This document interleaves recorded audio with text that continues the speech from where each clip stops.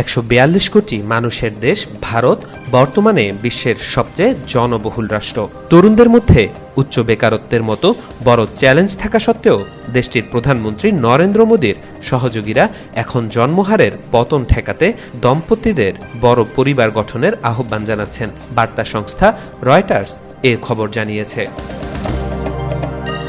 জাতিসংঘের পূর্বাভাস অনুযায়ী আগামী 4 দশক পর্যন্ত ভারতের জনসংখ্যা বাড়তে থাকবে এবং তা প্রায় 170 কোটিতে পৌঁছাতে পারে। তবে দেশটির কিছু নীতি নির্ধারক ও হিন্দু সংগঠন মনে করছে ছোট পরিবার থেকে সরে এসে এখনই বেশি সন্তান নেওয়ার প্রবণতা উৎসাহিত করা উচিত এবং এর জন্য প্রয়োজনে সরকারি আর্থিক সহায়তা দেওয়া দরকার।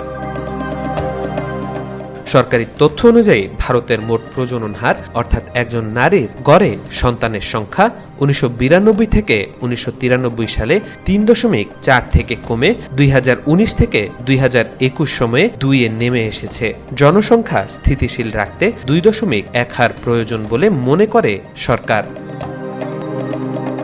এই পরিস্থিতিতে মোদী সমর্থিত জোটশাসিত অন্ধ্রপ্রদেশ সরকার সপ্তাহান্তে ঘোষণা দিয়েছে, তৃতীয় সন্তান জন্ম দিলে এককালীন 30,000 রুপি এবং চতুর্থ সন্তানের জন্য 40,000 রুপি প্রণোদনা দেওয়া হবে। এর আগে দ্বিতীয় সন্তানের জন্য 25,000 রুপি সহায়তার প্রস্তাব ছিল, তবে প্রথম সন্তানের জন্য কোনো আর্থিক সহায়তা রাখা হয়নি। অন্ধ্রপ্রদেশের মুখ্যমন্ত্রী চন্দ্রবাবু নাইডু বলেন, বিশ্বের অনেক দেশেই জন্মহার কমে যাওয়ার কারণে বয়োবৃদ্ধ মানুষের সংখ্যা বাড়ছে এবং অর্থনৈতিক সংকট তৈরি হচ্ছে।